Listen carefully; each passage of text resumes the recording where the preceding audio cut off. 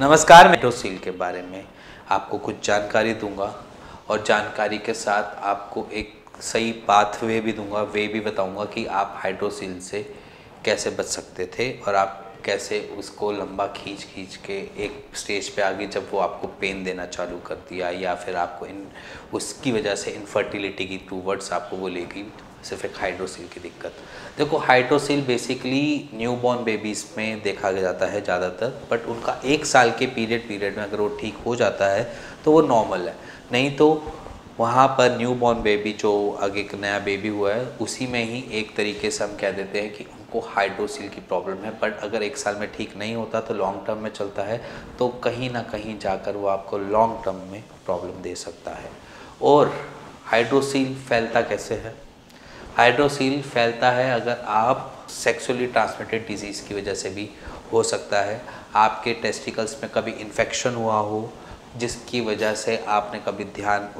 उसको ट्रीट नहीं किया, जिसकी वजह से वहाँ पर एक फ्लूइड का कलेक्शन होना चालू हो गया। फ्लूइड कलेक्शन की वजह से आपको एक हाइड्रोसील डेवलप हो गया। या फिर आपको कभी स्कॉटम या जिसे कहते हैं अंडकोश की जो थैली है, अगर वहाँ पर कभी चोट लगी है, आपकी जो टेस्टिकल्स है उनमें स्वेलिंग या जिसे हम कहते हैं कि एक तरीके से इन्फ्लेमेशन या हल्की सी सूजन बनी रहती है जो आपको पेन नहीं देती बट धीरे धीरे वहाँ पर फ्लूइड इकट्ठा होना चालू हो गया और फ्लूइड इकट्ठा होते होते वो आपको एक हाइड्रोसील डेवलप हो गया। तो ये 3 केसेस होते हैं जब हम कहते हैं कि आप हाइड्रोसील के एक पेशेंट बन जाते हैं। अब हाइड्रोसील को पेशेंट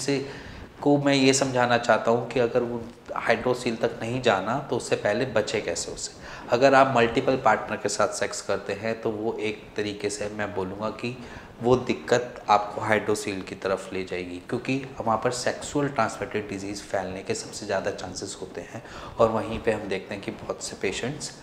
को हाइड्रोसील हो जाता है।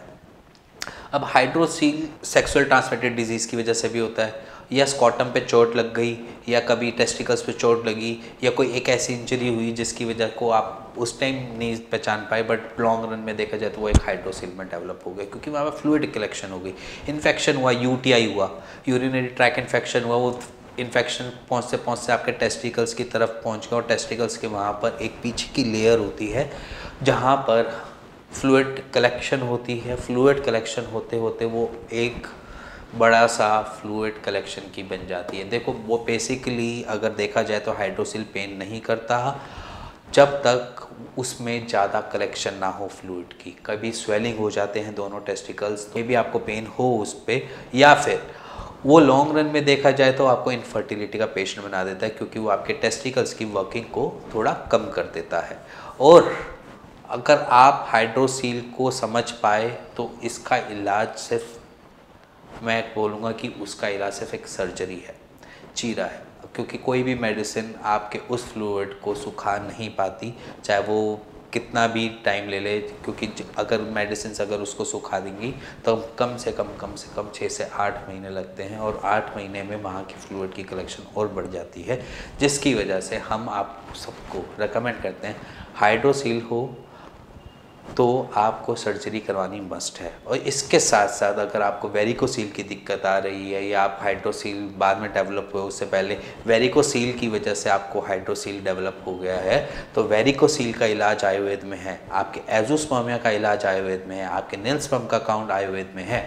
बट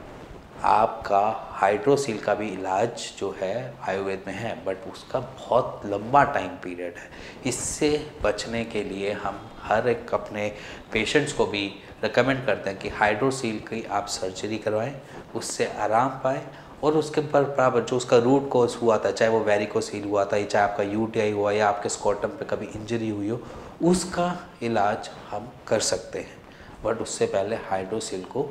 ठीक रखना है और माइनर सी सर्जरी होती है, कोई बहुत बड़ी सर्जरी नहीं होती हाइड्रोसील की। उस पर बस एक तरीके से पंचर किया जाता है, वहाँ से फ्लूइड कलेक्ट करके निकाला जाता है और कुछ टाइम की एंटीबायोटिक्स चलती हैं जो एक नॉर्मल पेशेंट आराम से कर सकता है और ज़्यादा पेनफुल सर्जरी नहीं होती। सो अगर आपको ये वीडियो पसंद आई तो please like share bell icon दबा दीजिएगा। Thank you and thank you very much.